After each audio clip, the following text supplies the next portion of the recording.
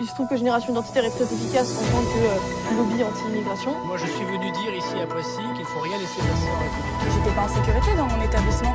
Via mes cheveux, via ma couleur de peau, de rendre tout ça positif. Depuis que j'ai 16 ans, je suis attaquée sur ma musique, ma voix, ma façon de parler. Incertitude qui pèse sur l'avenir de notre propre pays. Bonjour à tous, Franck Muller, ici Lyon. Nous sommes samedi après-midi, 6 mars. Bien, je vais parler des incendies à Lyon et je vais parler de Paris. De deux personnalités politiques qui sont ridicules et partiales. Vous allez comprendre, qui sont voire même anti-françaises. Bien, vous avez entendu les quartiers en flammes, la Duchère, Lyon, quartier de Lyon, et la commune à proximité, Rieux. Bien. 2 soirs de suite, chaque fois, chacun, une fois l'un, une fois l'autre. Bon. Alors, je vais revenir sur ce qui s'est passé déjà, donc, jeudi soir. Horreur. Abomination. Un malheureux, innocent jeune homme, bien sous tout rapport, a malencontreusement perdu le contrôle de son scooter alors qu'il effectuait une manœuvre certainement autorisée par le code de la route. Wheeling, dérapage, à une vitesse certainement légale. Un poteau d'éclairage vicieusement implanté au mauvais endroit, venant traîtreusement le heurter violemment. Le malheureux jeune homme ne portait pas de casque. Certainement, à cause de la misère et des inégalités sociales, il n'avait pas pu s'en acheter. Il a été donc grièvement blessé, ce jeune homme, et hospitalisé d'urgence. Son pronostic vital était engagé. Et il me semble avoir vu que malheureusement, ce jeune homme est décédé.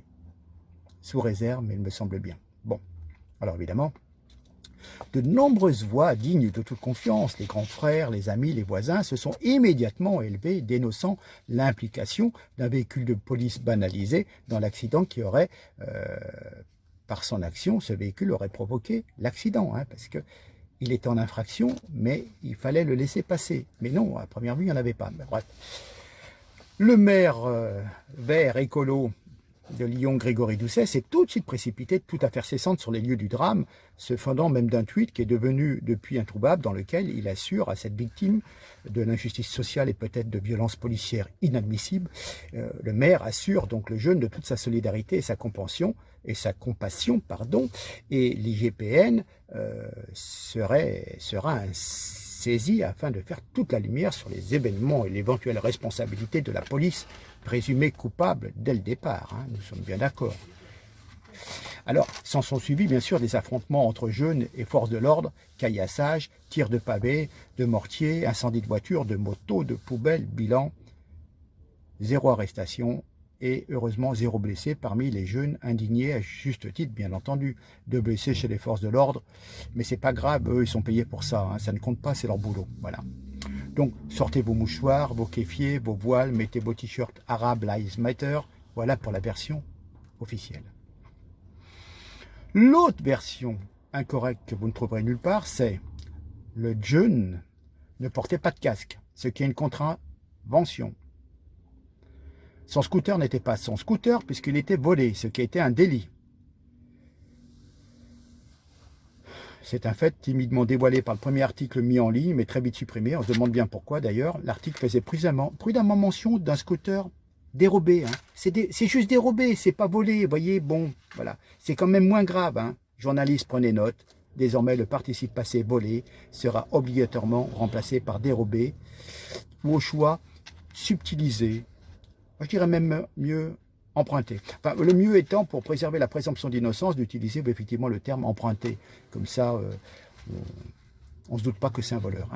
L'état du scooter et du poteau qui l'a violemment heurté laisse supposer une utilisation inappropriée de la voie publique, voire des trottoirs pour l'exécution de figures de style assimilable à de la conduite dangereuse et à des vitesses certainement supérieures à 50 km/h. Tout ceci étant bien entendu illégal. Alors évidemment, dans la novlangue qui est utilisée, ce terme, on utilise oui, c'est un rodéo, enfin oui, ça fait partie des incivilités, on en a l'habitude. Mais oui, bien sûr, voilà. Si moi je fais le zazou sur un trottoir, vous allez voir, si on ne va pas me choper, on va me dire, monsieur Miller, venez voir là, et on va vous emmener au trou. Bon, encore une fois, les membres les plus éminents de la communauté nationale habitant ces quartiers en profitent immédiatement pour accuser la police d'avoir délibérément provoqué, avec un véhicule de service, l'accident, faisant encore une fois preuve d'un racisme systématique. Hein. Ils ont tout fait pour lui faire peur, pour que du coup, il aille sur un poteau. Hein, voilà. Et c'est bizarre, dans ce cas, les témoignages spontanés poussent comme champignons après la pluie, alors qu'en cas d'agression d'un commerçant ou d'un policier, il n'y a jamais de témoignage, personne n'a jamais rien vu, et là tout le monde a tout vu, oui, oui, monsieur, moi j'ai vu. Voilà. Donc, ce qui serait bien, à terme, c'est d'interdire l'entrée à la police dans certains quartiers, afin que puisse s'épanouir le monde merveilleux du vivre ensemble, ou plutôt qu'ils puissent vivre entre eux, à savoir rues et places transformées en déchetteries, la municipalité ramasse, et puis ce sont les citoyens, les concitoyens qui payent des impôts dessus. Trafic divers, voitures, drogue, recel, vente à la sauvette, impayé généralisé des loyers, oui, de l'eau, du gaz, de l'électricité, des taxes d'habitation et foncières, mais bon, voilà, on fait du social. Mécanique sauvage sur les parkings, islamisation forcée avec des boucheries halal, des épiceries arabes, des écoles confessionnelles, des mosquées, l'appel du muezzin, vendredi chômé, voile obligatoire, voilà. Hein. Donc évidemment, ça serait bien, on pourrait instaurer dans ces quartiers la charia, avec des imams pour faire le juge de proximité, et puis une petite sécession territoriale, mais sauf pour les services publics et l'aide sociale, parce qu'il ne faut quand même pas déconner, hein, on veut bien rester entre nous, mais voilà. Bref, vivre comme au bled, quoi, comme au Moyen-Âge, mais quand même avec l'État-providence, qui puisse verser les différentes allocations, hein, parce que ça, il ne faut pas déconner, hein, voilà. Alors, on peut espérer que la victime sera généreusement dédommagée, et les policiers, enfin sa famille, et les policiers incriminés lourdement condamnés, hein, histoire que tout le monde comprenne que maintenant, un délinquant, c'est une victime, et que la police, c'est des bourreaux. Voilà, c'est clair comme ça, voilà. Alors, je voudrais revenir quand même sur, comment dire, la façon de faire de notre maire de Lyon, hein, maire écolo, celui qui supprime la viande dans les cantines. Comment dire, la façon d'agir. Faisons le parallèle entre la visite éclair de M. Doucet, maire de Lyon, sur place, et son absence totale de déplacement quand la jeune aide-soignante Axel a été sauvagement écrasée et tuée par 2 racailles à Lyon. Rappelez-vous, c'était, je crois, au mois d'août, et ils avaient écrasé un chien, et elle s'est mise devant la voiture, et ils lui ont foncé dessus, et ils l'ont traînée sur 200 mètres en la démembrant. Hein. Pas de présence du maire.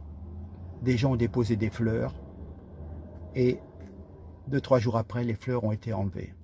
Pour gommer cette infamie, pour qu'on n'en parle plus, et la pauvre Axel disparaissait.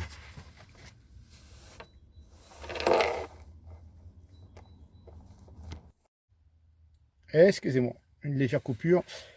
Oui, je disais que l'attitude de ce maire de Lyon est quand même différente suivant la population à laquelle on s'adresse. Hein.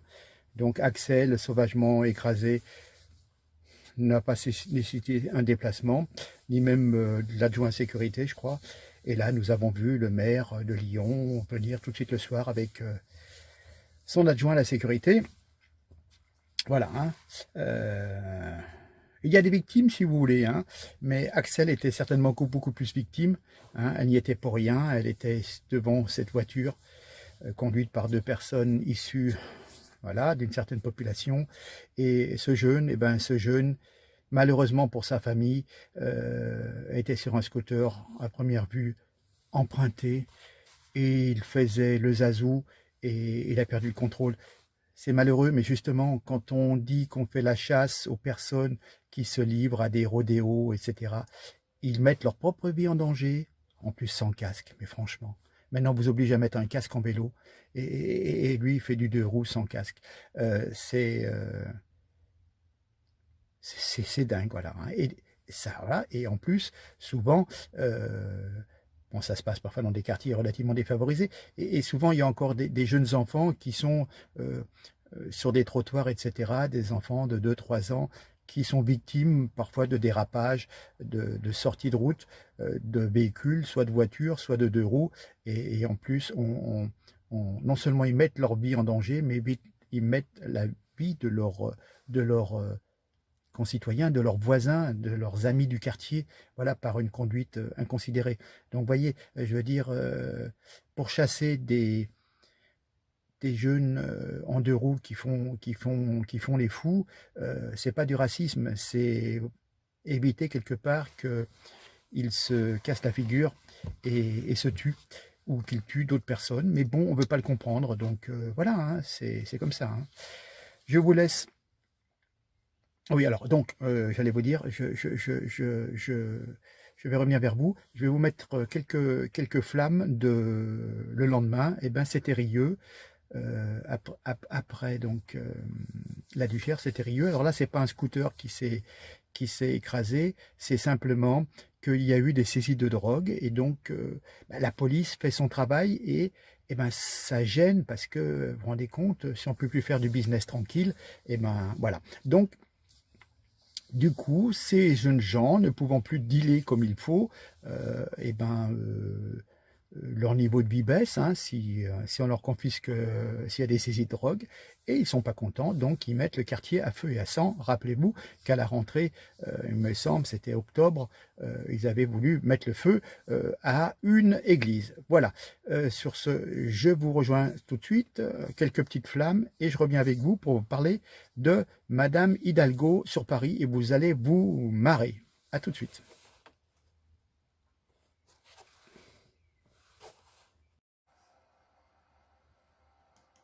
Il est environ 19h15 hier soir à Rieux-la-Pape, lorsqu'une trentaine d'individus cagoulés se mobilisent dans le quartier des Alaniers. Ils caillassent des bus et incendient les voitures sur leur passage. Très rapidement, les pompiers interviennent, ainsi que les forces de l'ordre qui procèdent à des interpellations. Au total, 13 véhicules ont été incendiés et au moins 6 personnes interpellées. Ce n'est pas la première fois que Rieux-la-Pape connaît ce type de violence urbaine. En octobre dernier, des individus avaient tenté d'incendier une église. Le ministre de l'Intérieur, Gérald Darmanin, avait promis en janvier dernier l'arrivée au printemps d'une dizaine de policiers supplémentaires à Rieux-la-Pape. Alors, Madame Hidalgo, vous connaissez Notre-Dame de Paris ? Et bien maintenant, c'est Madame Hidalgo, l'autre drame de Paris. Alors, Madame le maire de Paris avait déclaré il y a quelques années déjà, le Ramadan est une fête qui fait partie du patrimoine culturel français. La célébrer fait partie du partage et ne contrecarre pas la laïcité. Ouais. Donc, je vais vous citer un texte de M. Manuel Gomez, né à Alger, à Bab el-Oued, le 17 novembre 1941. Il avait été engagé comme journaliste, pigiste par Albert Camus, dans le quotidien Alger Républicain, puis chef de rubrique à la Dépêche d'Algérie. Il a poursuivi sa carrière en France après 62, malheureusement, comme chef de rubrique dans le quotidien L'Aurore, voilà, hein, et correspondant également du quotidien Le Méridional. Qu'est-ce qu'il répond, ce monsieur, qui sait de quoi il parle? On peut être maire d'une capitale comme Paris, tout en présentant de larges déficiences culturelles sur certains sujets. Sa déclaration n'est qu'un monument d'erreur. Je vous explique. Le manque de curiosité et l'inculture des religions alliées à la bêtise et à l'aplaventrisme donnent un résultat totalement renversant et insultant. Eh bien non, madame la lécheuse de babouche, 3 erreurs grossières dans cette simple petite phrase destinée à satisfaire les représentants des musulmans de France qu'elle recevait en grande pompe à l'époque à l'hôtel de ville. Le ramadan n'est pas une fête.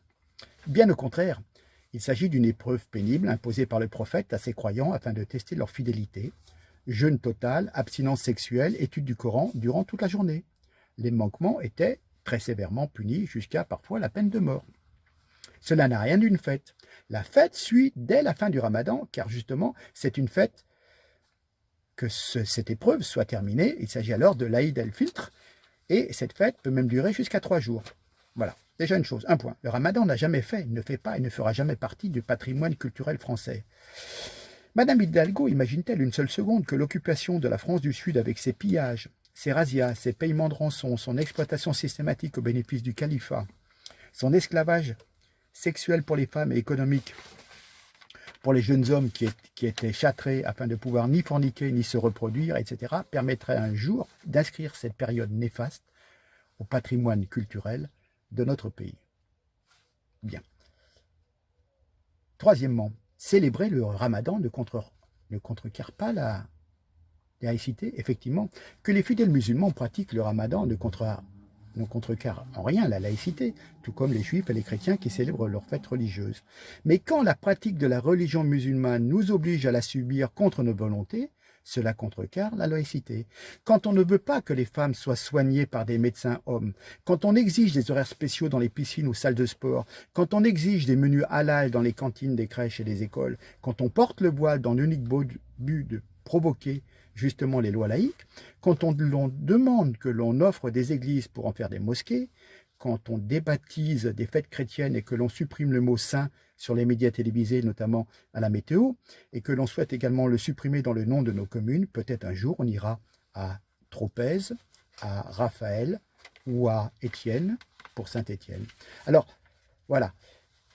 Alors, Madame le maire, si votre culture n'est pas à la hauteur de vos ambitions politiques, profitez de la prochaine période du Ramadan, non pas pour étudier le Coran, mais pour vous instruire davantage sur les valeurs de la République qu'hélas vous représentez.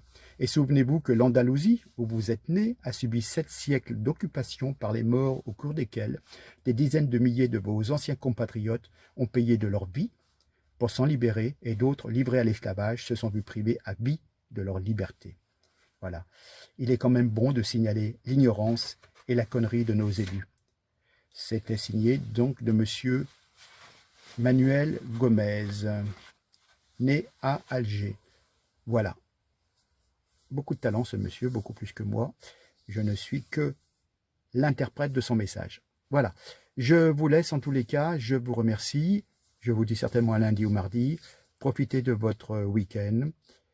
Et puis à très bientôt. N'oubliez pas de partager. En tous les cas, merci pour ces quelques minutes que nous avons passées ensemble. À très bientôt. Je vous salue. Je vous embrasse. Merci et partagez. À très bientôt. Au revoir.